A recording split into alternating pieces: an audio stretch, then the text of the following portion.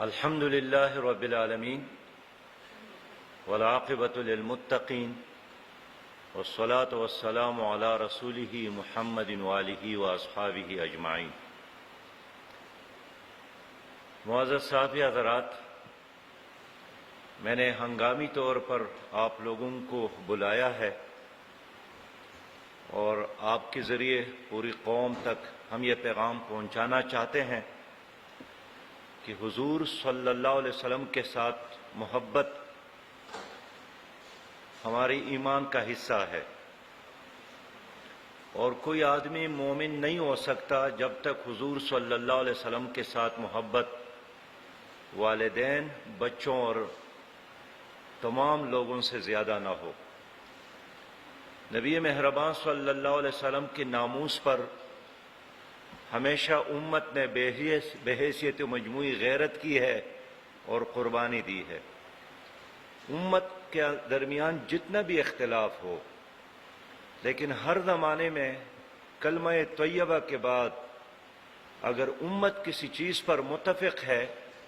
تو وہ ناموس رسالت صلی اللہ علیہ وسلم کی حفاظت ہے۔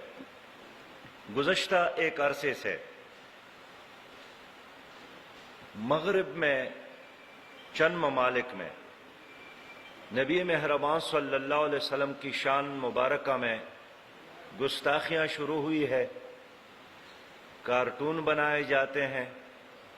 بلکہ کارٹونوں کے مقابلے کروائے گئے، اور باقی ممالک کے علاوہ خاص کر فرانس میں سرکار نے بھی اس کی سرپرستی کی، اور کارٹون بنانے کے بعد سرکار نے اس کی حوصلہ افزائی کی، جس پر ظاہر بات ہے عرب ہاں مسلمانوں کے درمیان ایک اشتعال پیدا ہوا ہے، اور لوگ نبی مہربان صلی اللہ علیہ وسلم کی شان پر، ان کی آن پر، ان کی عزت پر مر مٹنے کے لیے ہمیشہ تیار ہوتے ہیں۔ اسلامی دنیا میں ترکی نے بلند آواز سے امت کی ترجمانی کی اور فرانس کی اس اقدام کی مذمت کی، اور پاکستان میں بھی عوام نے بھرپور احتجاج کیا، اور اس احتجاج کے بعد حکومت نے یہاں ایک پولیٹیکل پارٹی کے ساتھ خود بیٹھ کر ایک معاہدہ کیا کہ ہم اس پورے مسئلے کو پارلیمنٹ میں ڈسکس کریں گے، اور 20 اپریل تک ہم فرانس کے سفیر کو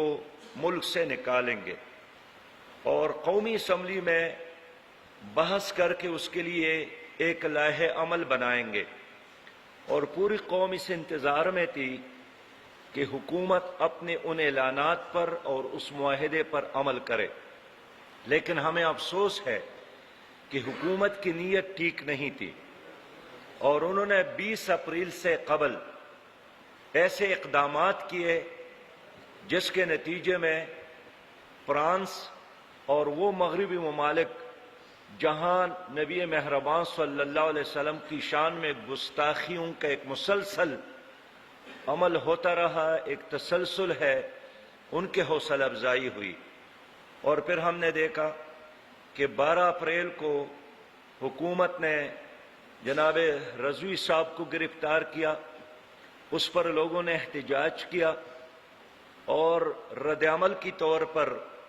جلسے جلوس شروع ہو گئے۔ اور عجیب تماشا یہی ہے کہ اس سارے احتجاج کے دوران پولیس کو خاموش تماشائی بنائی گئی، اور پھر جب ہجوم نے کہیں کہیں قانون کو ہاتھ میں بھی لیا، پولیس پر حملے بھی ہوئے، تو پھر پولیس نے رد عمل کی طور پر وہ اقدامات کیے جو کسی لحاظ سے بھی ایک ریاست کے لیے اور ایک حکومت کے لیے مناسب نہیں ہے۔ اور خاص کر آج کے دن چوکی یتیم خانہ میں اس حکومت نے جو ایکشن لیا ہے، جو تشدد کیا ہے، جو سیدھی گولیاں چلائی ہیں، اس نے تو بالکل چنگیز خان اور ہلاکو خان کی تاریخ کو زندہ کیا۔ اور ایک عرصے کے بعد ہم محسوس کرتے ہیں کہ حکومت نے پھر لال مسجد کے اس واقعے کو دہرایا جو ہماری تاریخ پر ایک بدنما داغ ہے۔ سرکار نے خود دہشت گردی کی اور غارت گھری کی، اور سرکار کے ان اقدامات کے نتیجے میں لوگوں میں اشتعال پیدا ہونا ایک فطری بات ہے۔ میں خود آج سفر میں تھا، آپ کو معلوم ہے آج ہمارے ایک سینئر کالم نویس اور اینکر سلیم صافی صاحب کی والدہ وفات ہوئی تھی۔ میں اس کے جنازے کے لیے صبح یہاں سے گیا، راستے میں یہ سارے واقعات میرے علم میں آ گئے تو میں نے فوری طور پر وزیر داخلہ شیخ رشید صاحب سے بات کی، علماء کرام میں سے جناب مفتی منیب الرحمان صاحب سے بات کی، ملی یکجہتی کونسل کے صدر جناب ڈاکٹر ابو الخیر زبیر صاحب سے بات کی، اور شیخ رشید صاحب سے یہ مطالبہ کیا کہ خدا کے لیے رمضان کے مہینے میں اس بلا جواز طاقت کے استعمال کو بند کیا جائے۔ ریاست اور حکومت کی مثال ماں کی طرح ہے، اور اگر آپ کہتے ہیں کہ ایک پارٹی نے قانون ہاتھ میں لیا، اس نے ریاست کو چیلنج کیا، تو اس طرح واقعات تو ہمارے ملک میں ہوتے رہتے ہیں۔ کراچی میں ہوئے ہیں، مجھے یاد ہے کہ بے نظیر صاحبہ کی شہادت کے بعد سندھ میں لوگوں نے ریل کو آگ لگائی، پٹلیاں اکاڑی، اور خود حکومت کہتے ہے کہ ارب ہاں کے نقصانات ہو گئے، لیکن حکومت نے تو پارٹی پر پابندی نہیں لگائی، حکومت نے ان دفعات کا استعمال نہیں کیا۔ اس لیے ہم نے شیخ رشید صاحب سے بات کی کہ کیا آپ کس کو خوش کرنا چاہتے ہیں، آپ کس کی ایما پر یہ سب کچھ کرنا چاہتے ہیں، اور آپ کیوں پاکستان کو دنیا کے لیے ایک تماشا بنانا چاہتے ہیں؟ آپ ہمیشہ پہلے ایکشن لیتے ہیں اور بعد میں سوچتے ہیں، اور بعد میں کوئی نہ کوئی یو ٹرن لے کر ایک اور تماشا بناتے ہیں۔ اس لیے آج اس پریس کانفرنس کے ذریعے میں حکومت سے مطالبہ کرنا چاہتا ہوں کہ بلا جواز طاقت کا استعمال بند کیا جائے۔ یہ جو گولیاں آپ لوگ استعمال کرتے ہیں، یہ ہم نے دشمن کے لیے خرید کر آپ کے ہاتھ میں تمائے ہیں، یہ ہمارے اپنے نوجوانوں کے سینوں کے لیے نہیں ہے، یہ کشمیر کے بچاؤ کے لیے ہیں، یہ ملک کے دفاع کے لیے ہیں،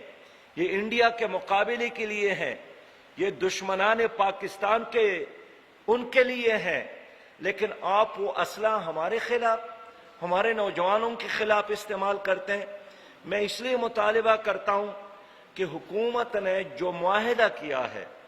جن وزراء کے دستخط موجود ہے،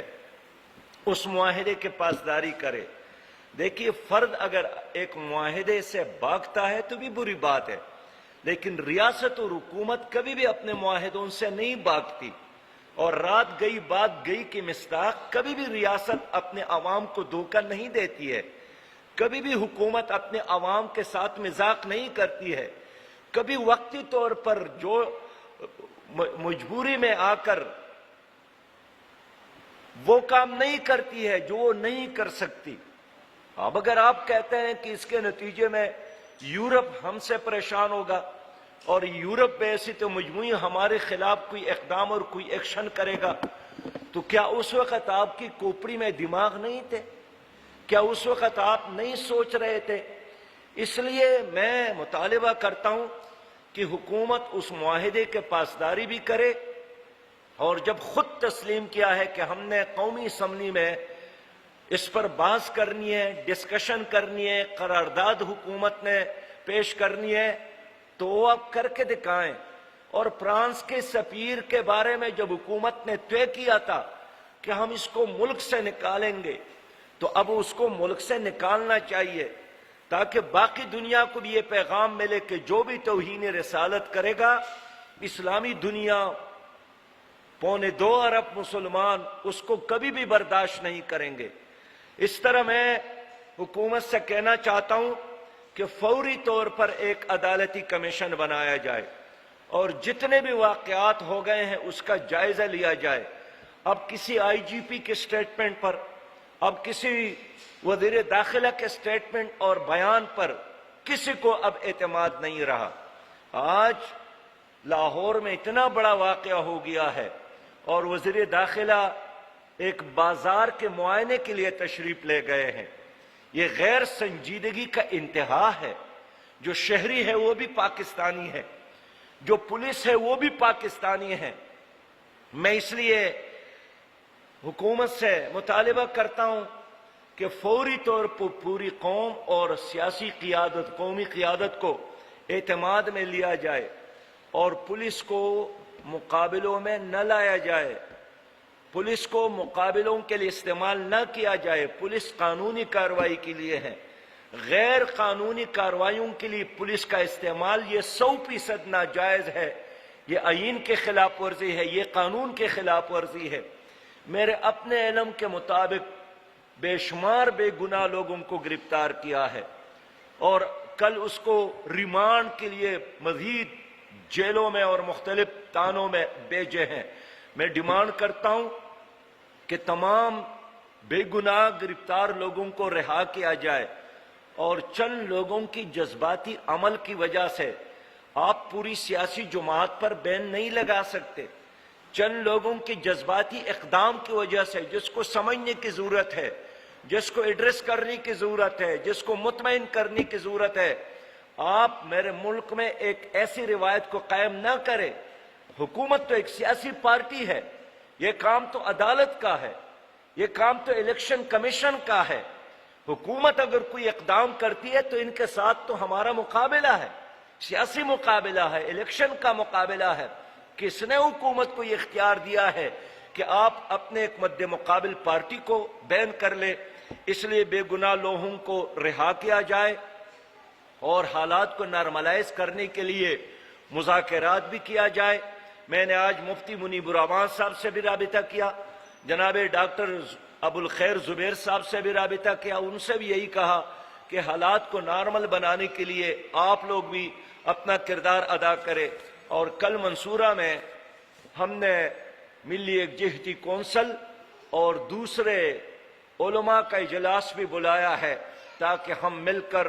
اجتماعی طور پر اس سچویشن کا جائزہ لے لیں اور اس سچویشن سے اپنے ملک کو نکالنے کے لیے ہم اجتماعی کوششیں جاری رکھیں۔ سب سے بڑی ذمہ داری حکومت کی ہے۔ حکومت نے ظلم کیا ہے، حکومت نے مس ہینڈلنگ کی ہے، حکومت نے یورپ کو خوش کرنے کے تمام اقدامات کیے ہیں اور شاید FATF کے معاہدے کو کامیاب کرانے کے لیے سب کچھ ڈیزائن کیا گیا۔ رمضان کے مہینے میں اقدامات کرنا، رمضان کے مہینے میں گرفتاریاں کرنا،